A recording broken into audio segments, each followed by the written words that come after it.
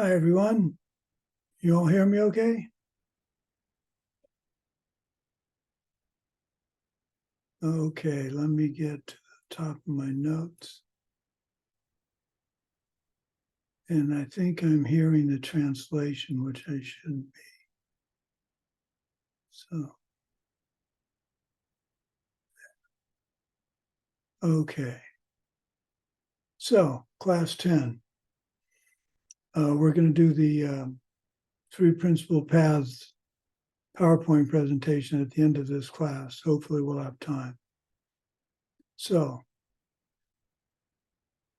Mike, if you'll lead us in the refuge prayer, please.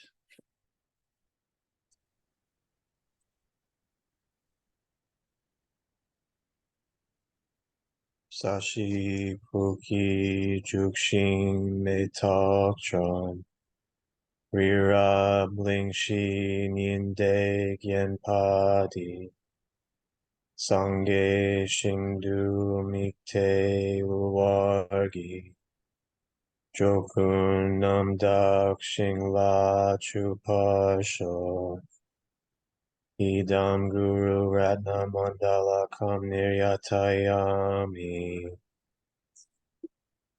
I go for refuge to the Buddha, Dharma, and Sangha until I achieve enlightenment. By the power of the goodness that I do in giving and the rest, may I reach Buddhahood for the sake of every living being. I go for refuge to the Buddha, Dharma, and Sangha until I achieve enlightenment. By the power of the goodness that I do in giving and the rest, may I reach Buddhahood for the sake of every living being. I go for refuge to the Buddha, the Dharma, and the Sangha until I achieve enlightenment. By the power of the goodness that I do in giving and the rest, I will reach Buddhahood for the sake of every living being. Okay, so this class 10 is karma and emptiness, the nature of wisdom and liberation. So if we go to verse 11 of the three principal paths, you have yet to realize the thought of the able as long as two ideas seem to you disparate: the appearance of things, infallible interdependence, and emptiness beyond taking any position. You've probably heard me say that karma and emptiness are like two sides of the same coin. And I think it's very important to reemphasize that. You have to think of karma and emptiness as two sides of a coin. You cannot have one side of the coin without the other. Whether it has anything on it, there are two physical sides to this coin, and there's the edge, obviously. If you think about karma and forget about emptiness, if you think about emptiness and forget about karma, then you're not standing the highest view, period. You can't have one without the other. It doesn't work. So how does this help you in real life?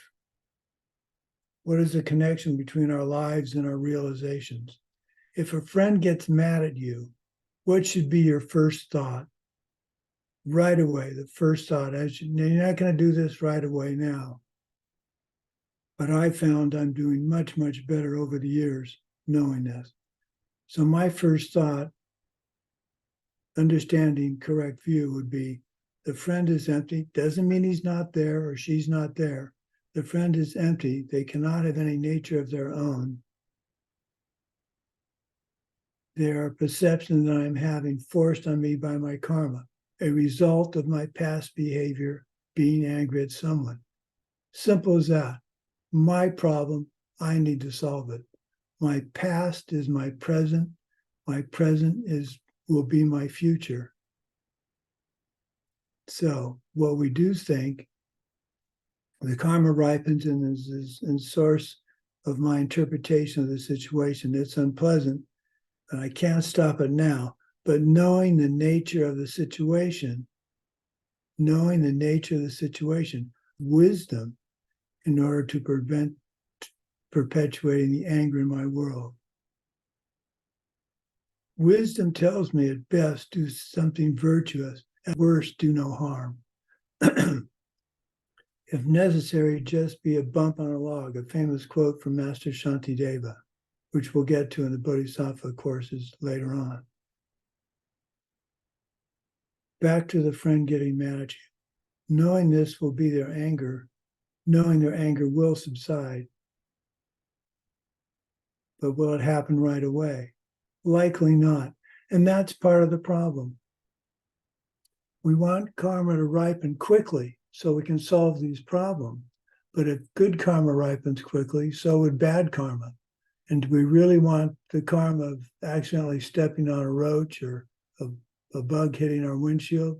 We want that to ripen right away on us and have someone crush our chest? No, we don't. So don't get frustrated by it not happening right away. I firmly believe and think every morning when I wake up that my karma for Parkinson's could have been purified and that I could not have it anymore. The fact that I still have Parkinson's doesn't make me give up knowing that I might not have Parkinson's tomorrow. It's really just that simple, but it takes a long time. I've been studying Buddhism now since 1998. And it's what, 25 years? Is that 25 years?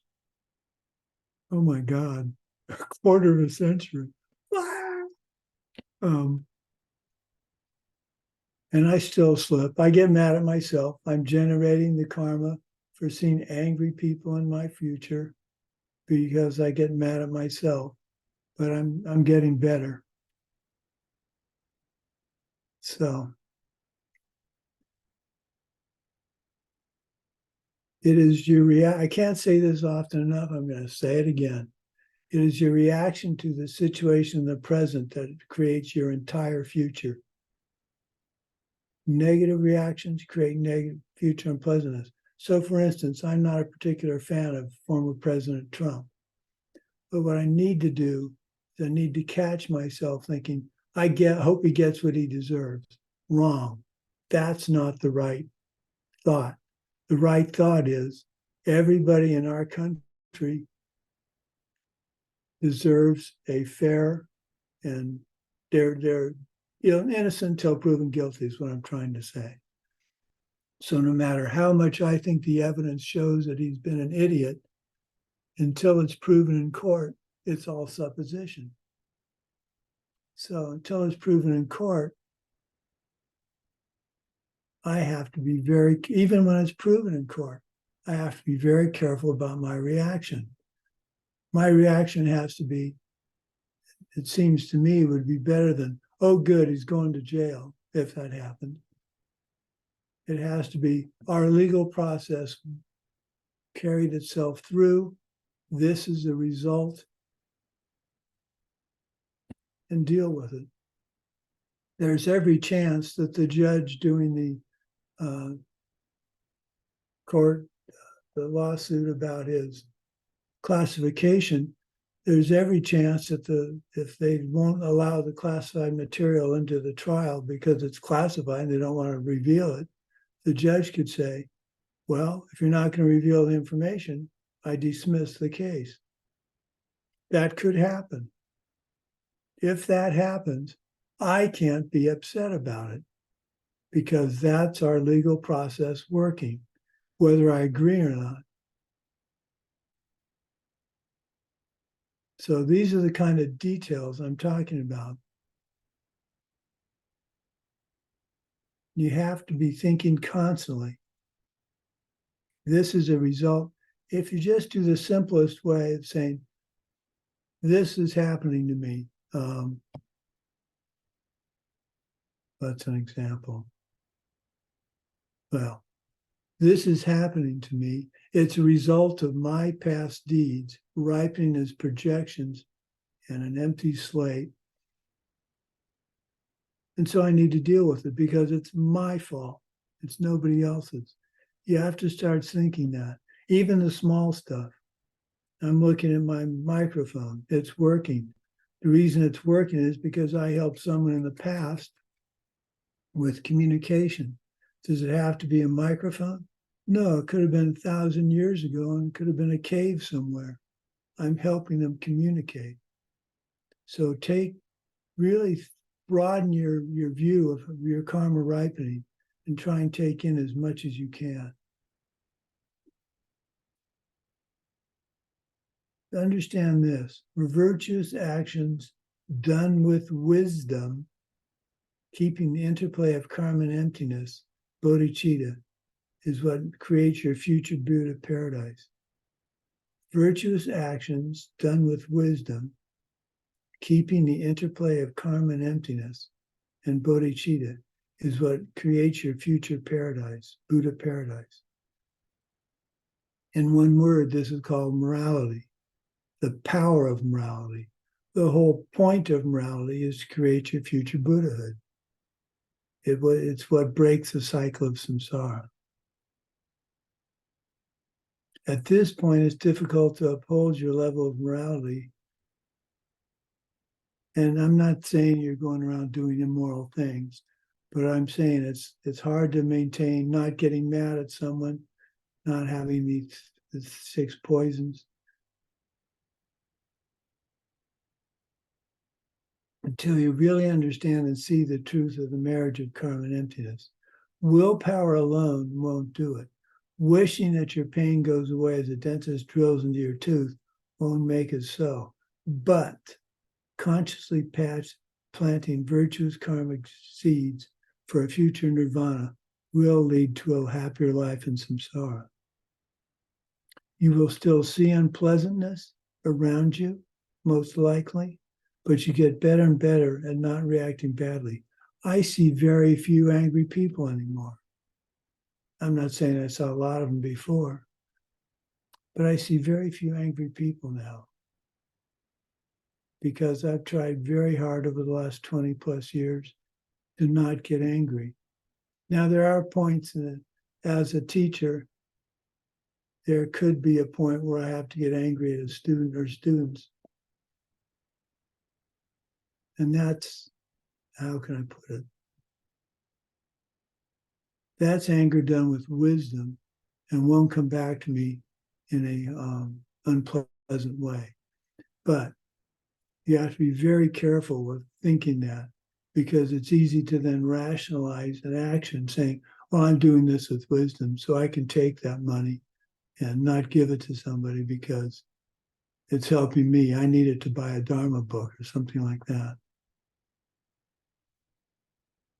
I have certainly found it much more fun knowing that I'm responsible for the traffic delays and the problems I see in life, and I can work out how to stop them recurring in my future. In future classes, we'll go through a very detailed description of karma correlations, which is really quite helpful in your everyday life.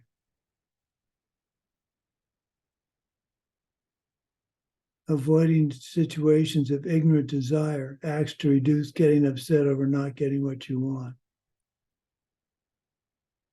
Once you're getting good at controlling your reactions,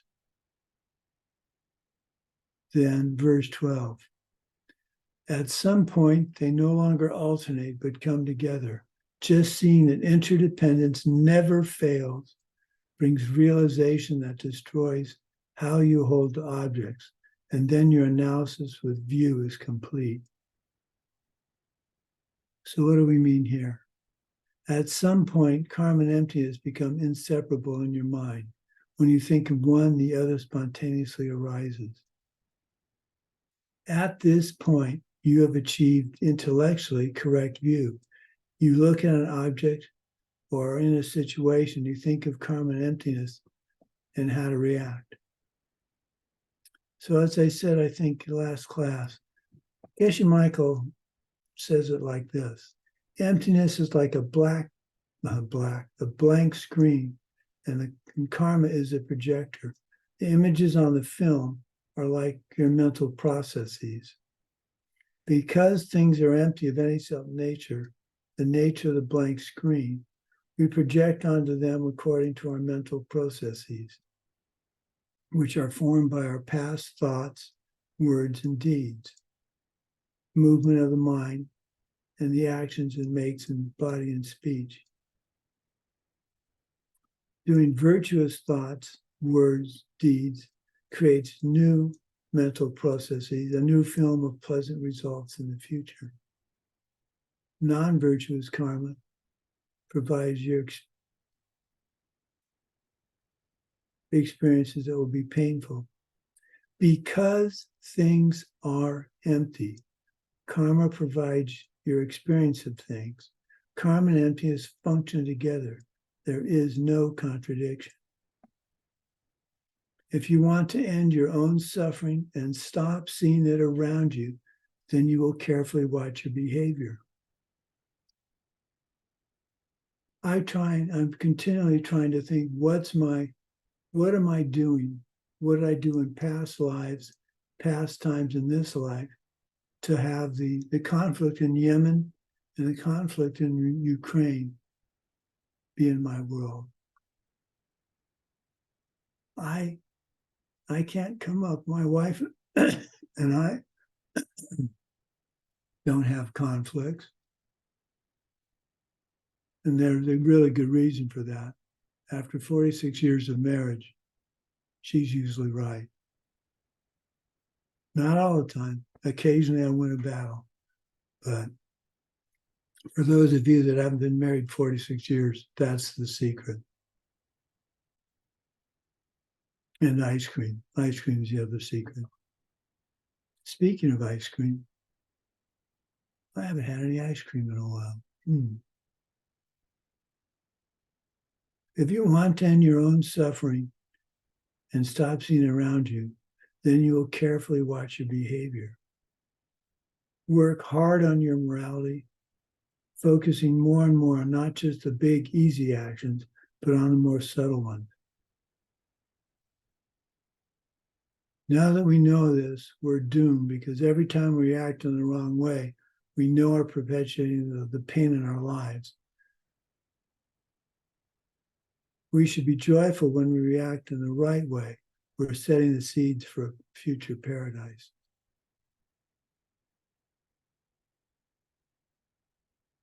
So let's go through this one more time.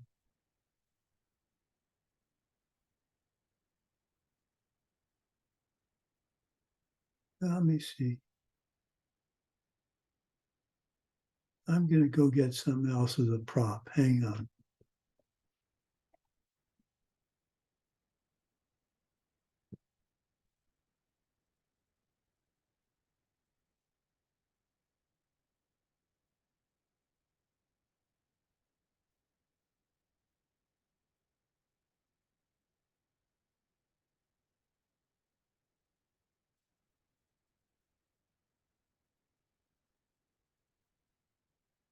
Nothing.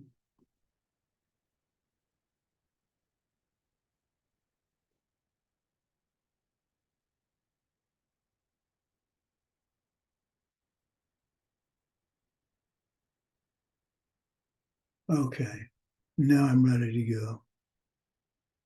So what's this? Well, it's a unicorn. What if I hold it up to a dog? What would they do with it? So, well, first of all, let's go back. Why do I have a unicorn in my hand? Well, my wife and I happen to really like the Minion movies. And the first Minion movie had, I don't remember her name, but the little girl who loves unicorns. So that's where this came from. Okay, now I know the backstory. So if I gave it to the young lady there in the picture with Cornelia, she would probably take it and hug it and really like it. But if you gave it to a dog, most dogs that I remember would bite it, tear it apart, and it'd be in shreds. So what does it tell us about the identity of the object, where the identity of the object is coming from? It's coming from me. It's coming from the observer. It's so simple. Right there shows the Buddha, what the Buddha meant by no self-nature. It is not that there is no unicorn, but rather the identity of the object is dependent upon the mind of the one perceiving it. So my karma ripens, then I see it as a unicorn, and it's there in my life. But that's because the projection ripened for me to see the unicorn. The dog has it ripened to see something to chew and tear apart.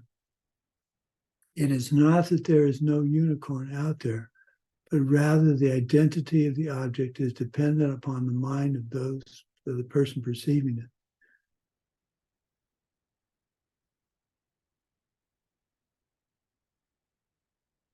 Now, we should want to know, why do we see a unicorn and the dog sees a chew toy? Now, it's an interesting thought here. We don't know what the dog actually sees. We really don't. We think they have an eye that works pretty much like ours. I think that's pretty much true. But when you think of the eye of an eagle, it has two focal points. When an eagle's flying, it can look down, it can look ahead, and at the same time see down very clearly. So an eagle's eye is very different from ours. A fly's eye is very different from ours. So what is the dog perceiving? Can the dog see in color? I don't know. Can it see this detail? Don't know.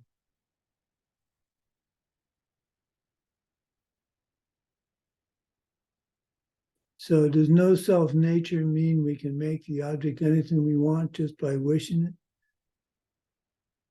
No. Do we believe things must have causes?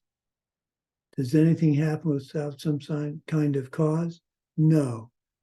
Any experience must be the result of a cause. Where do the causes come from? Causes must come before a result, but must be similar to the result. From this, we can say that causes for future results are imprints upon our mind stream, made as we are aware of ourselves interacting with them. What does that mean?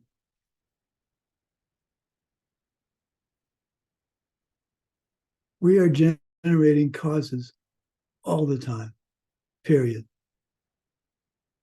That's why we need to be careful what we're thinking and what our thinking, movement of the mind, makes us do. It's a little frightening to think any thought you're having is creating your karma, but it is. That's why we need to focus our attention on getting away from the 6 poisons, the 5 poisons, the 3 poisons, whatever number you want to calculate.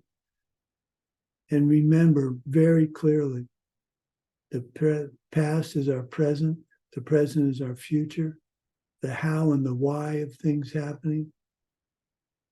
How I have Parkinson's is probably because of the chemicals I use in my research. Why I have Parkinson's isn't because the university let me have these chemicals. The why is because I was inconsiderate of others. And I've said this many times, and as we go through the courses, I'll keep saying it, but it's really important to not only think you understand it, but believe it and do that, use that in your world. I can't emphasize that enough. Now, do I go around all day in a daze going, karma and emptiness, karma and emptiness? No. What I do as a situation develops, let me see, what's a recent one? Oh, so there's a photograph I want to use in the book I'm writing. It's an official Air Force photograph, which means I can use it without having to pay any money for it. But I cannot find a copy of that says official U.S. Air Force photograph. The only copy I found is in a journal about aircraft and missiles, and they want $900 to use a photograph that should be free because it's an official U.S. photograph, Air Force photograph. I'm not paying $900 for it. So, can I get mad about it? Sure, I could get mad about it. Is that helping solve the problem? No. So what I do instead is I have quite a network of Air Force historians. And I located the one that's at Edwards Air Force Base where this particular photograph was taken. And I'm reaching out to him to see if he knows where I can find a copy of it. That's reacting with wisdom instead of going, well, I'll be damned if I'm going to pay $900, or even worse, pay the $900. I'm finding a solution based on what I know would be the correct response. I can't find it. It's because I didn't help other people find things they needed. So I need to help others find what they need. It's really just that simple. So at this point, we have the 4 laws of karma. We have the powers of purification. Later, we'll get on to the 4 steps of a complete karma. This all leads to the rest of the 18 courses. Now, this may seem overwhelming, and perhaps it should. I can remember when my wife and I got all the cassettes and everything for taking the courses, because back in 1998, was there internet in 1998? That's a good question. I don't think so. Not like there is now. So we had to listen to the tapes on cassette tapes. And oh boy, the first 5 or 6 courses on the cassette tapes were awful. Just hideous background. Noises, dogs barking, children waving at me. Hi.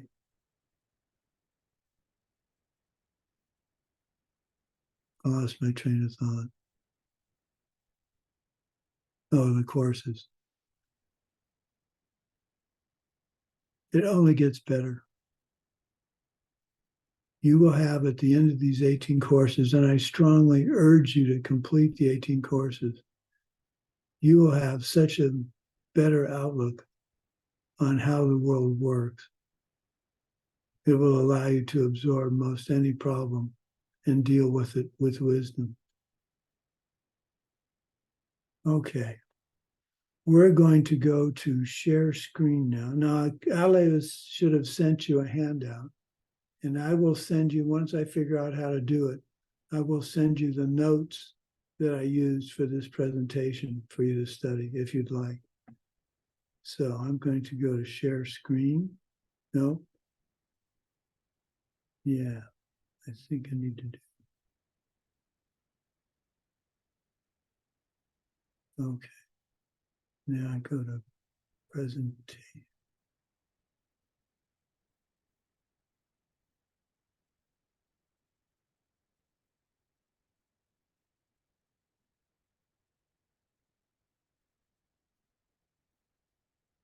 Oh, I'm trying. This is not working.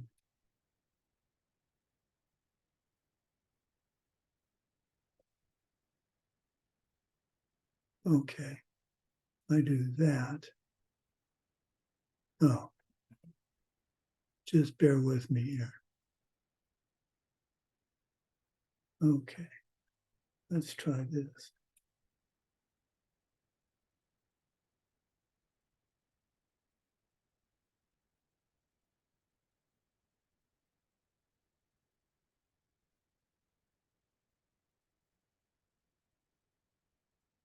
I'm trying to get the share screen.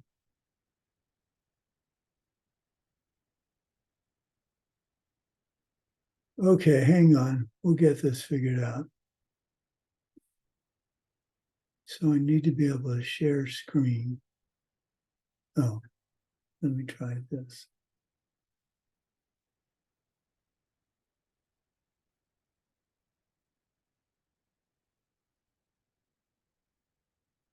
Okay, one more time.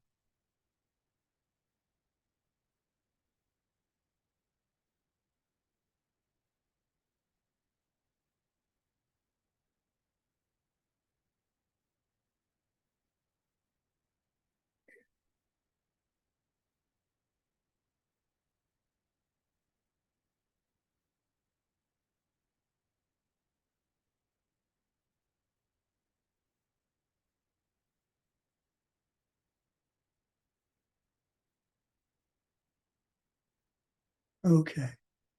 Do you see three principal paths? Yeah, okay. Yes. So three principal paths of Buddhism, Dzongkapa, from 1357 to 1419.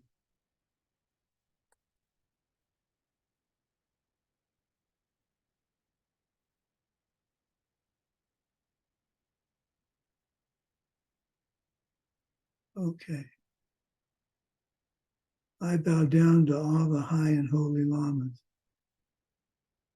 The first thing you do when you write a commentary is to express one of the four types of obeisance found in Buddhist writing.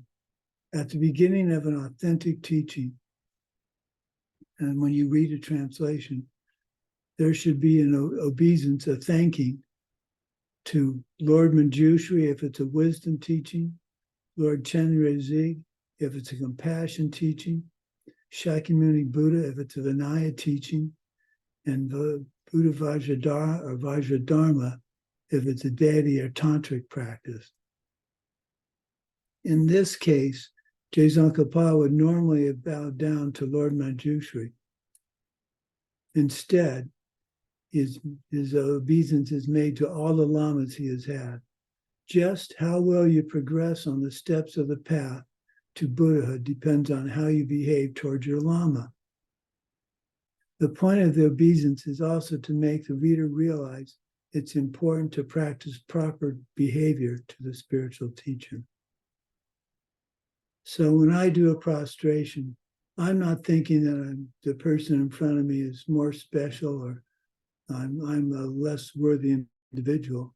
I'm bowing down to thank them for the teaching I'm about to receive. It doesn't mean I don't think Geshe Michael's special or Lama Christie or any of my teachers. It just means I'm not doing it because I'm a lesser person. I'm doing it thanking them.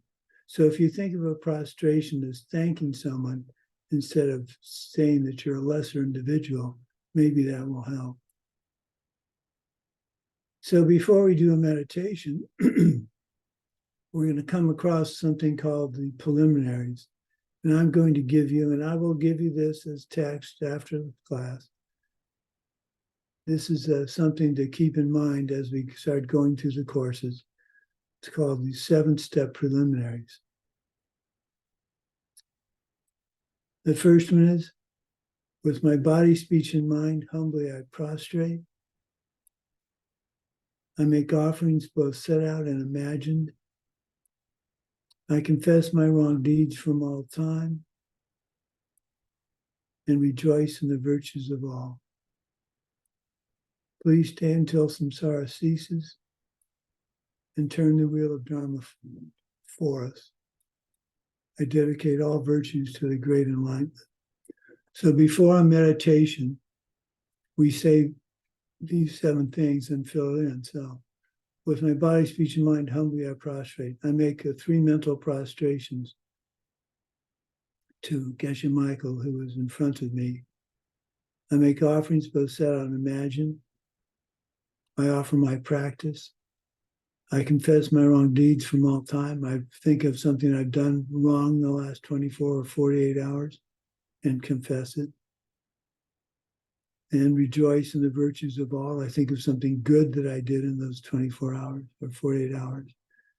Then I ask the teacher to stay. I ask them to teach. And I dedicate all the goodness that I may do to my great enlightenment.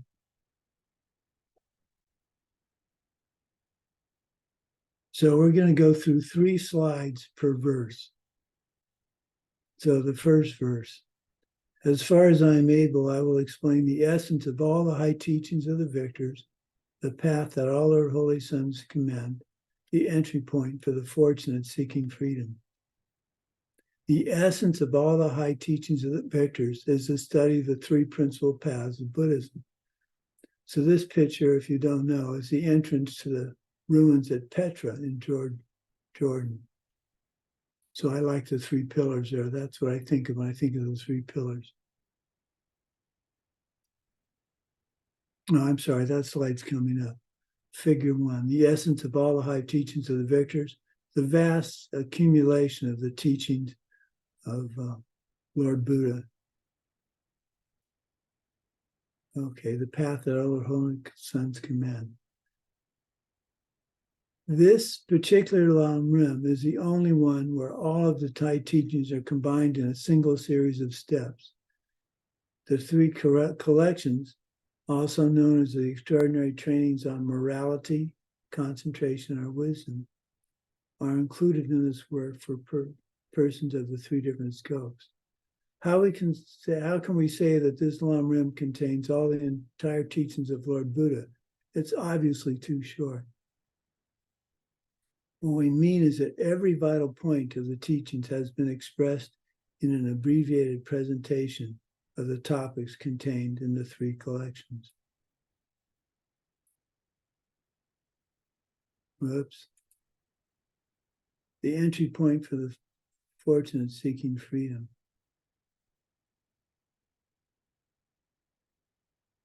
Another way of looking at this phrase is the high teachings of the victors is a relationship to renunciation, the key first element on the path. What do we mean by renunciation? Disgusted with the cycle of life. So this picture represents the potential of what could be. This could be a room full of eager students waiting to hear the Dharma, the potential. Listen with a pure mind. I like this photo.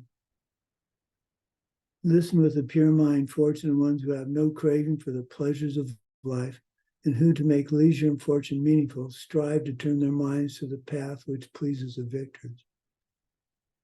Here, Dzongkapa is encouraging the students to study well. Listen with a pure mind refers to the problems of the pot. How not to listen to a teaching. You don't want to listen to a teaching like a pot with a lid on it, not paying attention. You don't want to listen to a teaching like a pot full of grime, listening with the wrong motivation. You don't want to listen to a teaching with a hole in it, a pot with a hole in it, not retaining what is heard.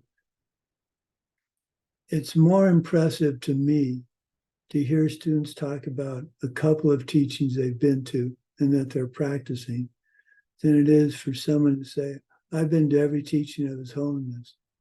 I mean, that's a wonderful thing. But if you're not practicing what He's been teaching you, not so good.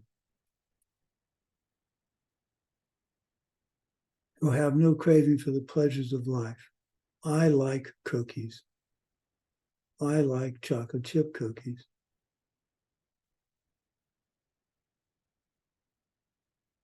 So my renunciation would be to not get so involved with chocolate chip cookies. That's probably not going to happen. Make leisure and fortune meaningful. Life is short. Do stuff that matters. Make your leisure and fortune meaningful. Train yourself in the steps on the path with the attitude of achieving enlightenment for all living beings. Path which pleases the victors relates to correct view. So in the first stanza, all 3 points have been mentioned. Renunciation. Here this guy's on top of these blocks. I have no idea where this is. There is no way to end without pure renunciation, the striving for pleasant results in the ocean of life. It is because of their hankering for life as well that beings are fettered. So seek renunciation first. So why develop renunciation? To get free of samsara, to break the cycle of the wheel of life, we must develop the real disgust for samsara. So maybe this gentleman is on this up there, and he's saying to the world, I'm ready. I'm going to start my renunciation, and I'm going to start it now.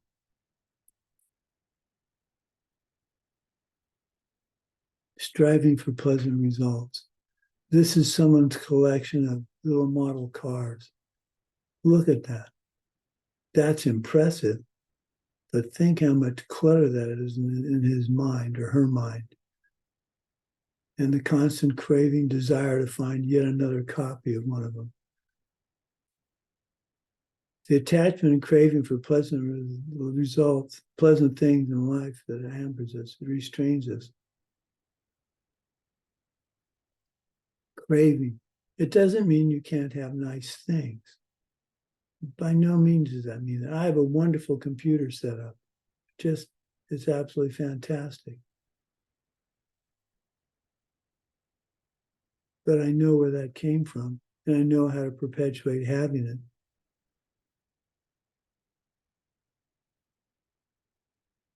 Only true renunciation will break the shackle. So seek renunciation first. Here, this hammer is about to descend on this egg and smash it. You're smashing your craving. This is your renunciation. You're smashing your craving.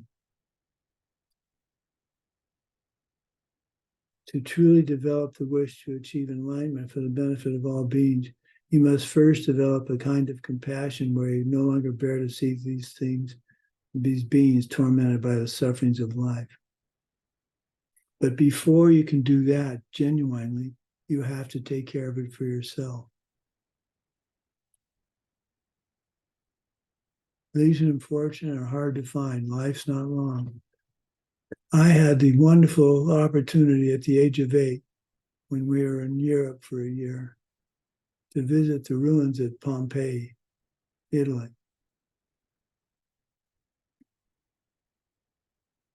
This is a person who was encased in ash and died in this sitting position when the volcano erupted. Leisure and fortune are hard to find. Life's not long. Think it constantly. Stop desire for this life. Think over and over how deeds and their fruits never fail. The cycle of suffering. Stop desire for the future. We need to stop desire for this life. The first 2 lines cover this. Stop desire for this life refers to stopping our need for ignorant happiness and fame in this life.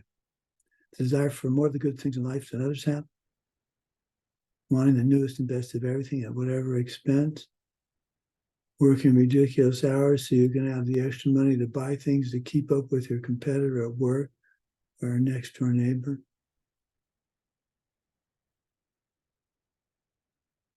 Leisure and fortune are hard to find. These and their fruits never fail. This young man's finally figured it out and he's given up. He's surrendering. He's surrendering to the laws of karma and the concept of emptiness. This is critical for anyone wanting to pursue a spiritual path. Deeds and their fruits never fail. Contemplate first the great importance of this life of leisure and fortune and the difficulty of finding it. Contemplate next your impermanence, the fact that we all must die. Doing these 2 successfully will turn back your desire for perpetuating this life. What separates spiritual practice from what is not spiritual practice, and what further separates real spiritual practice from that which is not, is the attitude of giving up on this life. It does not mean suicide. It does not mean just laying down and giving up. Giving up here means leaving behind the trappings of samsara and devoting yourself to your spiritual path. In the general sense, this can be summarized by thinking about the 8 worldly thoughts.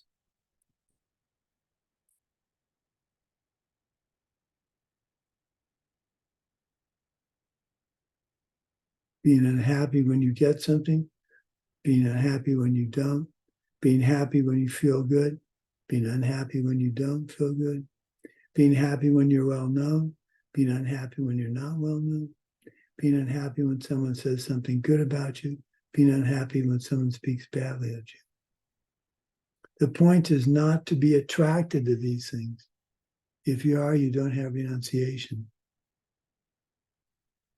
You can be happy when you get something, but be happy with wisdom.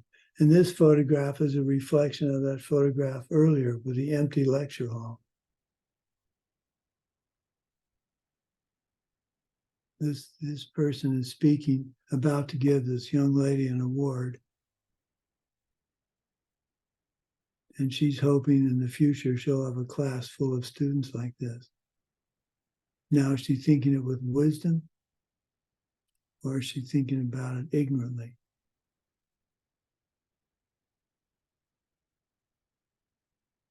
The 8 worldly thoughts can be condensed into 3 major concerns for this life: food, clothing, and fame. Fame is by far the worst. Now, the poster boy for that is former President Trump. He just cannot stand not being in the limelight, not being the focal point of the news for the day. I've struggled with this myself with all the effort I put into Diamond Mountain. We are nearly at the point in the history of Tibetan Mountain Retreat Center where my name and that of my wife are forgotten, or worse, others give credit for what we've done. Does that upset me? To be perfectly honest, it's disappointing. I'm not saying there has to be a sign saying David Stumpf lived here, along with his lovely wife, and they put in the water system.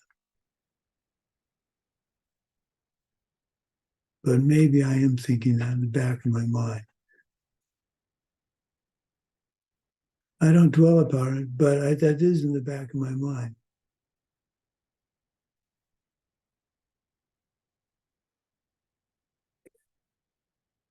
Let's go to the next slide. How do we know when we've found renunciation? The good things of cyclic life. When you meditated thus and feel not even a moment's wish for the good things of cyclic life, and when you begin to think both night and day of achieving freedom, you found renunciation. So here's a collection of chandeliers. When you see that this collection of chandeliers is not getting you where you need to go in your life, when you honestly see that, you found renunciation. Now, maybe for me, maybe I'm thinking about this. This is my last book that I'm writing. I've spent 20 years writing these books. It's been a real joy for me to do. But it's time to stop that and focus all my attention on the Dharma. And that's a big step.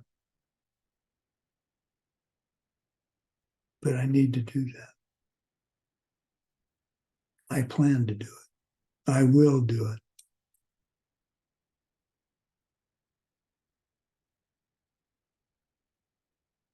I think both the night and day of achieving freedom. When you've contemplated your impermanence, the principles of karma, and the sufferings of even the apparent happier rebirth, when you see that until you escape forever from cyclic life, it's only going to be suffering. When you feel it's not even a moment's desire for the good things of cyclic life, when you reach the intensity of thinking both night and day about it and how to achieve freedom from it, then you found true renunciation. Up to this point, most of the standard text all this is included in the discussion of the practitioners of lesser medium scope. This is all under the one heading of renunciation. In this context, renunciation is one special cause that brings you great compassion. Renunciation spreads to all other beings. If you have true renunciation, it's not just for yourself, it's for all other beings. You want to help all beings be free from the cyclic life, just as you want to be free.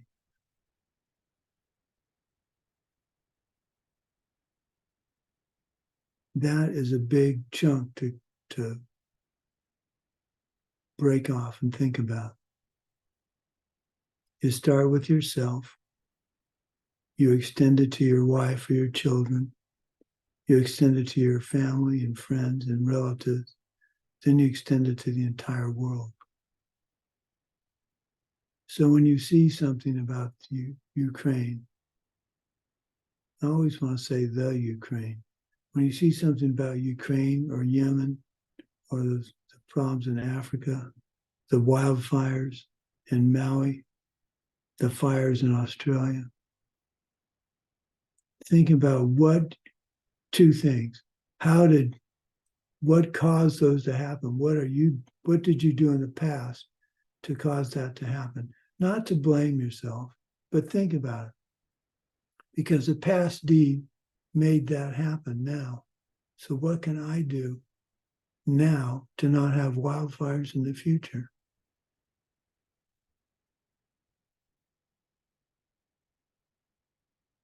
That's the level of detail that I try and go to now. I have no idea. I'm sad about the fires. I'm very sad about the fighting. So is it my disregard for other people's property that caused the fighting? Because that's what happens when another country comes and takes over or starts to bomb the hell out of cities, both sides. Disregard for others' property, treating others' property badly. You borrow. Well, here's an axiom in the United States is you're driving a car and someone says, boy, you're driving this pretty rough. It's a rental. Well, if you want to have things work for you in the future, if you want to have people be considerate, even a rental car, you've got to treat properly. It's a little tiny thing. It's the attention to the detail. So this person's hiking. You see two people on the right-hand side of the photograph ahead of them. They're hiking through mist and fog. They're going to get to the top of the mountain where it's going to be crystal clear. And all this mystery and distraction will be gone because you will have renunciation.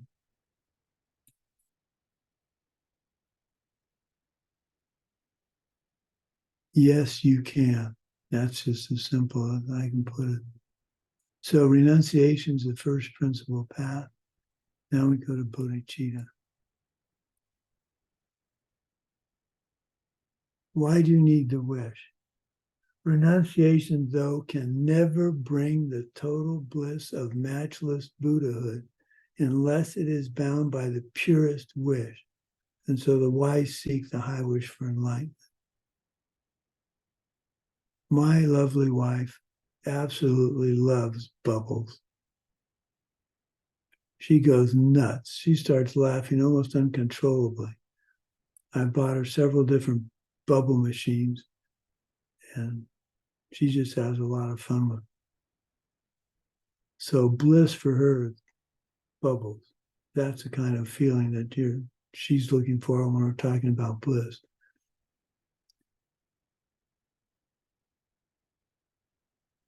Oops. Okay. Purest wish. This young lady's sitting on the steps at a stadium, and she's thinking, I really need to do better. I need to continue my practice. You can see she has a protection cord on her wrist. Now, there's an interesting story. I was in a meeting once, and these ladies were part of the meeting. They said, we went to the farmer's market in Tucson. We got protection cord. They're going to protect us from getting hit by a car and stuff like that. And they laughed and said, how can that happen? I didn't say anything, but the protection cord I wear reminds me of what my protection is. The three jewels, the Dharma. It doesn't stop me from getting hit by a truck or having Parkinson's. It reminds me of what my true protection is.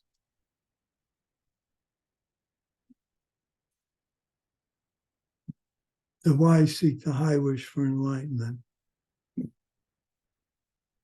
That's about, what more can I say? They're up there at the top of the hike.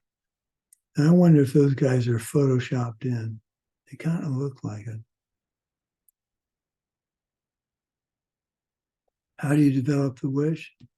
They are swept along on 4 fierce river currents, chained up tight in past deeds hard to undo, stuffed in a steel cage of grasping self, smothered in the pitch black ignorance.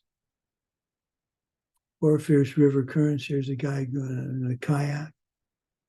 This refers to seeing all beings as our mothers. The 4 fierce river currents, when they're acting as causes, they are desire, wrong view, karma, and ignorance.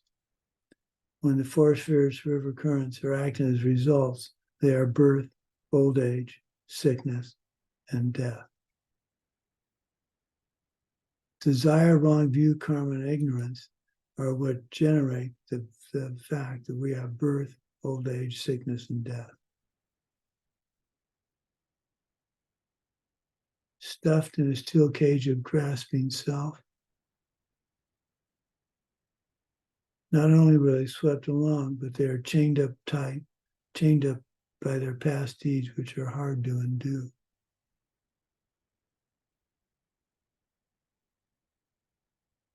I just think this dog, how sad. Smothered in the pitch black ignorance. If you look carefully at this image, you can see it's just very dark, but there's a mountain in the background. Smothered in the pitch black ignorance. Our ignorance is hiding the truth. And if we can get rid of the ignorance, then that mountain would come into focus and we could climb it and reach our goal. The limitless round they're born, and in their birth they're tortured by 3 sufferings without break. Think how your mother feels. Think of what's happening to them. Try to develop his highest wish. Homeless, hungry, maybe just gotten beaten up. This is an example, complete example, walking example of the 3 sufferings.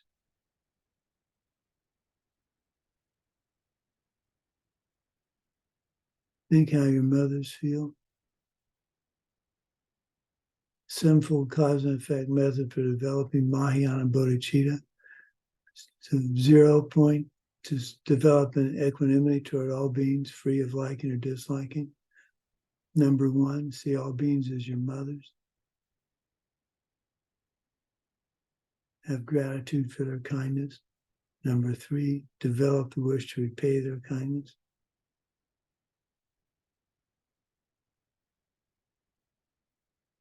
Love people like your child. Develop great compassion to want to help other people be free from suffering. And number 6, I will do this even if no one else steps in and helps me.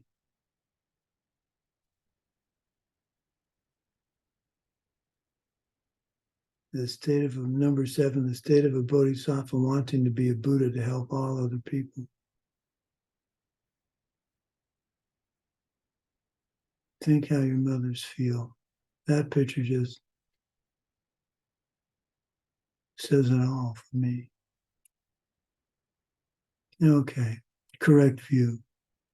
Or, well, at the end of bodhicitta, try to develop his highest wish. Ordinary great compassion is a lack of dislike. The Buddha's holy great compassion is a lack of ignorance. Ordinary great compassion focuses on beings of the desire realm. Holy great compassion focuses on beings of all 3 realms.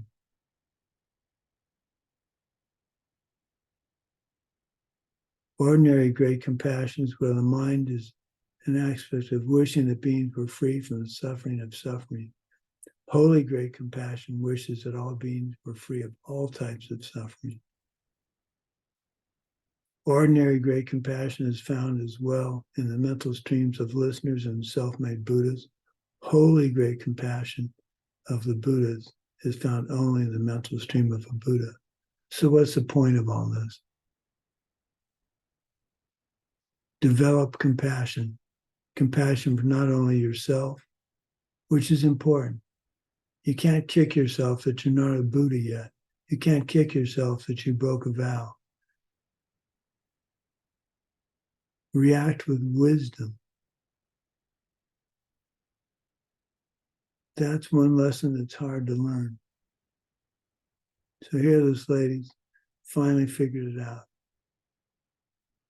The other lady was thinking she should develop the wish. This lady's smiling because she has. She's made the resolve to study the 18 courses and really learn how the world works.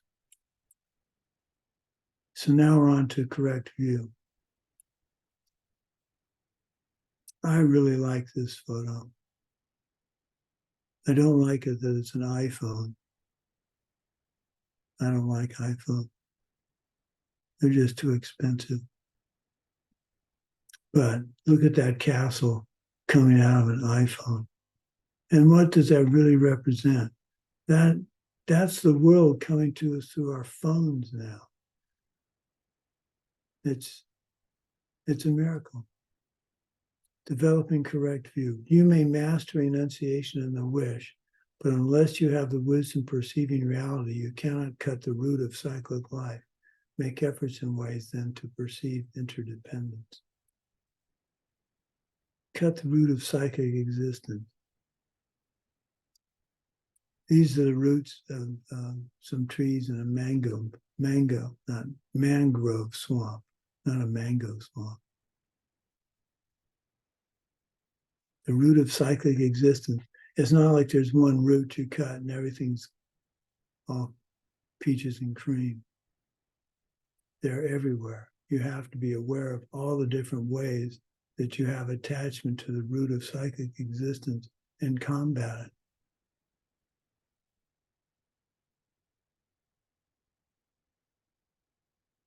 Understanding dependent origination prevents being enveloped by either the two extremes. Things look the way they appear or believing that nothing exists. If all things are empty, they have no existence at all. If they have no existence, I can do whatever I want. Wrong. Perceive interdependence. Here these ants are herding aphids. Ants protect the aphids. The aphids give them the juice that they suck from the plant. So the ants depend on the aphids depend on the ants. Classic dependent origination.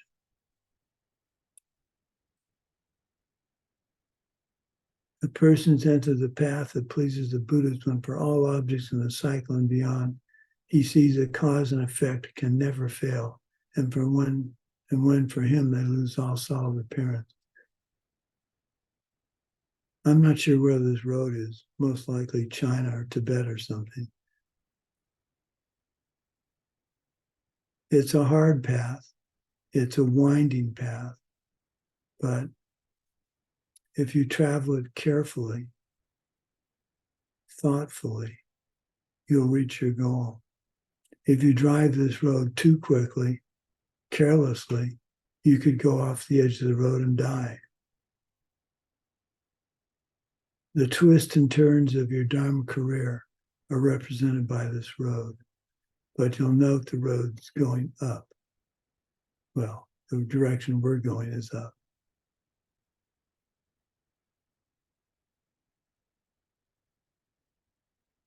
Cause and effect can never fail. This young man is just overjoyed with the fact that he finally gets it.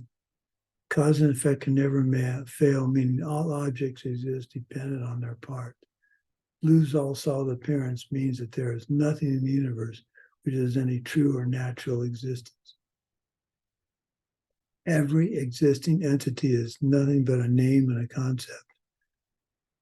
For the label to be applied, the basis that gets it must be reasonable for that particular label.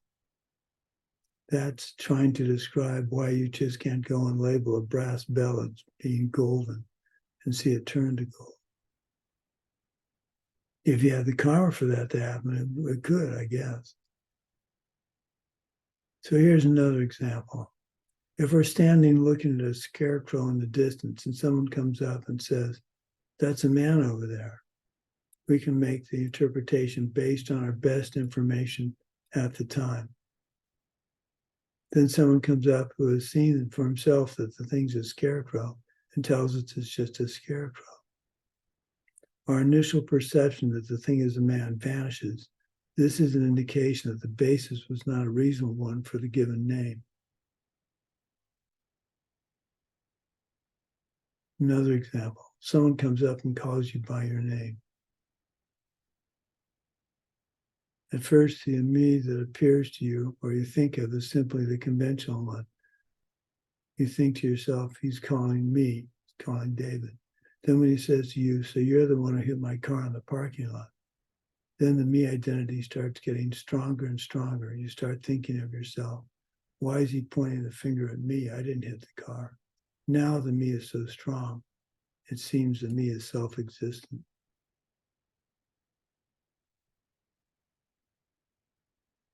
We're not denying the existence of an ordinary conventional me that first appeared to me when he said David, nor are we denying the me that appeared to truly exist. Rather, we are denying the me that could actually stand on its own, the me that would exist naturally, the me that everybody in the world, if they came up to meet me, would say, David, or my ordained name, Sumati. I wouldn't have to introduce myself. If I was self-existently David or Sumati, people would know and call me by my name, even complete strangers. The fact that they don't means the term David or Sumati is not coming from me. It's coming from the karma ripening of the individual who's observing me.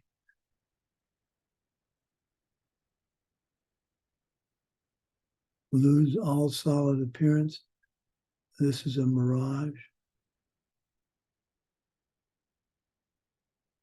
I don't know how many of you have seen a mirage.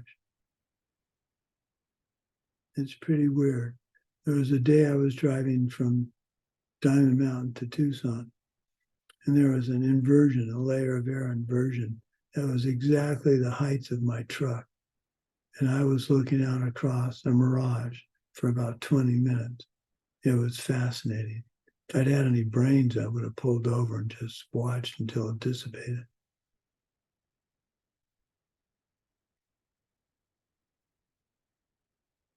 I think this is a particularly interesting photograph. You've yet to realize the thought of the able as long as two ideas seem to you disparate, the appearance of things and emptiness beyond taking any position.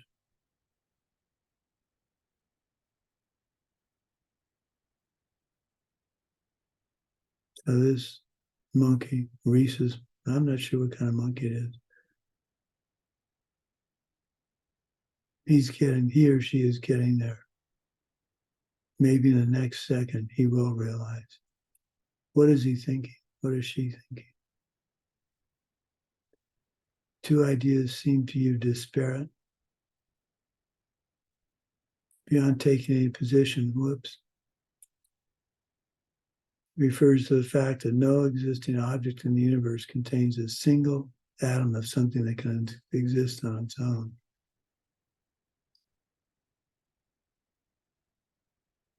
So yes, there are two different types of bell pepper there. But they're not coming from them. They're coming from me. I have the seeds to see this.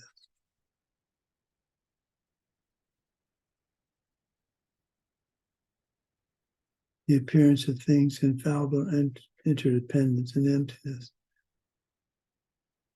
The guy on the left may be thinking, I'm so lucky I'm not the guy on the right. And the guy on the right may be thinking, oh, the guy on the left just has to wait till he loses his job. Then where is he going to be? infallible interdependence and emptiness.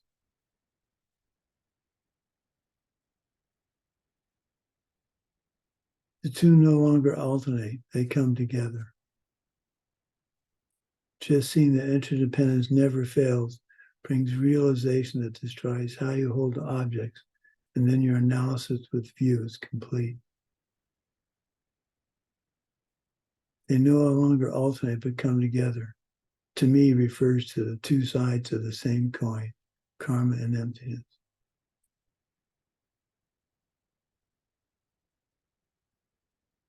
This destroys how you hold the objects. When you completely agree with the fact about the way things are and about good deeds and bad deeds, it's all perfectly proper, despite the fact that no single object is anything more than labels or names.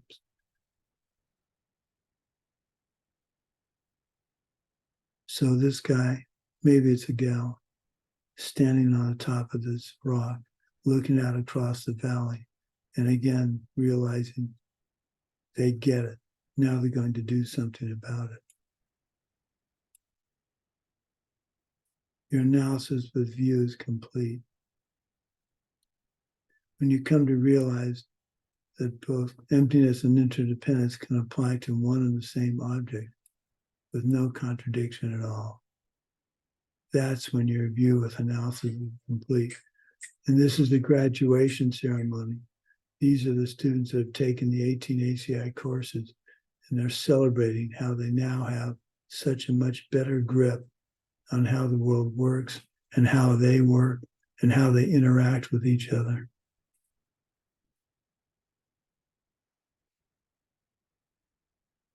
In addition, the appearance prevents the existent extreme, emptiness that of non-existence. And if you see how emptiness shows in cause and effect, you'll never be stolen off by extreme views.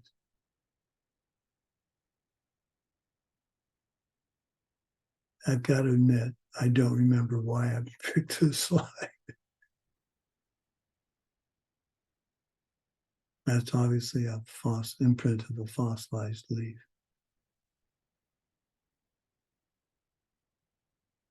Non-existent. No particular object you can choose has any true existence, aside from merely appearing that way. Understanding this prevents you from going to the extreme of thinking things exist in an ultimate way. This is an example to me of it's my karma, but. It's my karma, but I'm parking my bike here, even though it says not to, because I have to get to class. So it's okay, because I have to get to class, and this will allow me to get to class on time. You should see this sign, and you should say, I cannot park my bike here. If I'm late to class, it's because I didn't get here on time. I need to park my bike somewhere I should, because if I don't, I'm disobeying this rule. And that's going to come back in the future as someone doing something to me that I don't want. In the moment, it's convenient to park your bike there. But if you're thinking about karma and emptiness, you're realizing that it's an example of it's my karma, but instead of it's my karma, so.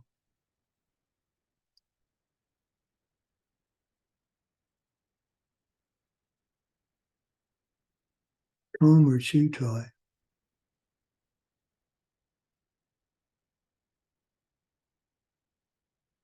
Because of this mere appearance cannot exist on its own, understanding of emptiness prevents you from falling into the extreme of thinking things do not exist in a conventional way. This baby thinks this is something to chew on. It looks like that would hurt, but he thinks it's something to chew on, or she. And I see it as a comb for combing my hair or my beard. Comb or chew toy. Depends who's looking at it. Depends whose karma is ripening to see it. My karma is ripening to see this baby with a comb. I have no idea what they're seeing. I think they're seeing the same thing I am. but I don't know.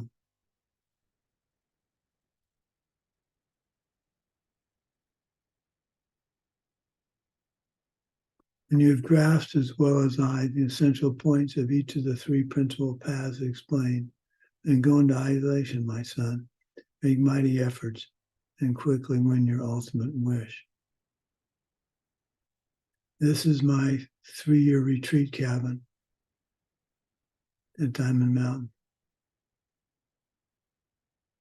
There were windows. That used to be a screened-in porch, and they put the windows in after the retreat.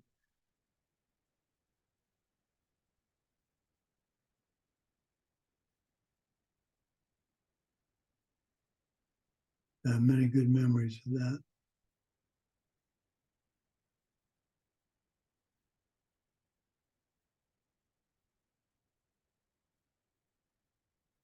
These instructions were imparted to Ngawang Drakpa, a friar from the Sakau district, by that very learned Buddhist monk, the glorious Lobsang Drakpa.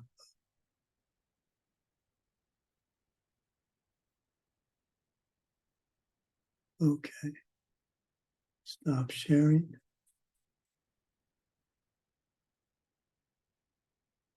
So,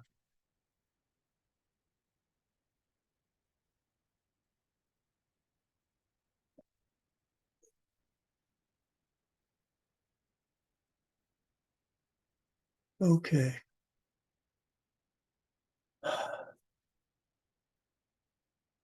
So that took me weeks to put together. It was a lot of fun. So I will have, you have that handout. I will try and figure out a way to put my notes on the internet for you. Please do not, this material is meant for you. There's nothing wrong with it, but I don't really want it on the internet per se. Okay. Well, that's it for today's class. Next class is the review class. I urge you to come to it, especially if you're taking the course for credit. I guess if you're not, what the heck. Now, usually I assign questions to each of the students. That's hard to do with this big a class. So we'll go through the answer key and we'll get the answers. And then now the homework is open book, the quizzes are not, and the final is not. But what I used to do, the final comes from the quizzes. So I would take the quizzes and I would circle the questions on the quizzes that were on the final as we go over it. I would memorize the answers, try and internalize them, but memorize the answers. And I'd always memorize 5 or 6 that weren't on the exam, just to give me something to think about, to not make it just complete memorization. Then take it and send it in, get it graded. I really urge you to do, if you're doing this for credit, do it now. Don't put it off. If you put it off, you won't get to it. When we first started taking these courses, we'd take one on a Monday and say, well, we'll get to it next week.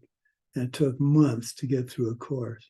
Then we said, we're going to study on Monday, take the quiz Wednesday, do the homework Monday night, take the quiz Tuesday, study a new class Wednesday. That's how we got through the 18 courses. Of course, we didn't have kids and a family to distract us, so good luck. Okay, let's dedicate the goodness of this. By the goodness of what we've just done, may all beings complete the collection of merit and wisdom, and thus gain the 2 ultimate bodies that merit and wisdom make. I thank you so very much for the opportunity to teach this. I believe we've set a date Svetlana, I don't know. What is the date that we decided on to start course 2? Now I have to get you on the microphone. Hang on. Do you remember the date? I'm not hearing you.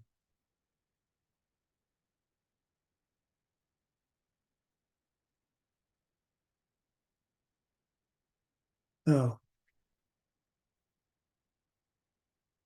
Let me see if my calendar, I'll put it on my calendar.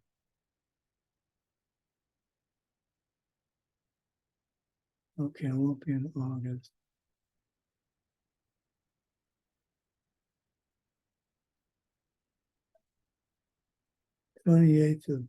No. What did I send as the date? August 28th. August 28th. Okay. Okay, we'll see you all August 28th. Enjoy the next couple of, that's not very much time. But if we don't do it, then it's going to bump into some things Geshe Michael's doing. Okay. We'll see you the 28th. We'll see some of you, not this weekend, but next weekend for the death meditation. So I look forward to that. That's really a fun course and it had a profound effect on my life. So I hope to be able to have that be the case for you. Alexander, who's this with you?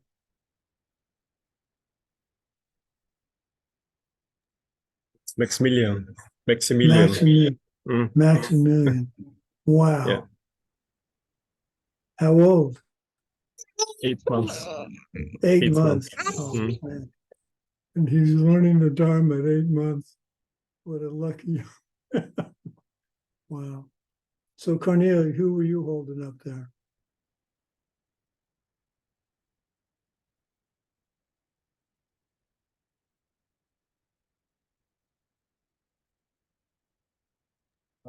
Also Maximilian. She's with me. Cornelia is in the same room.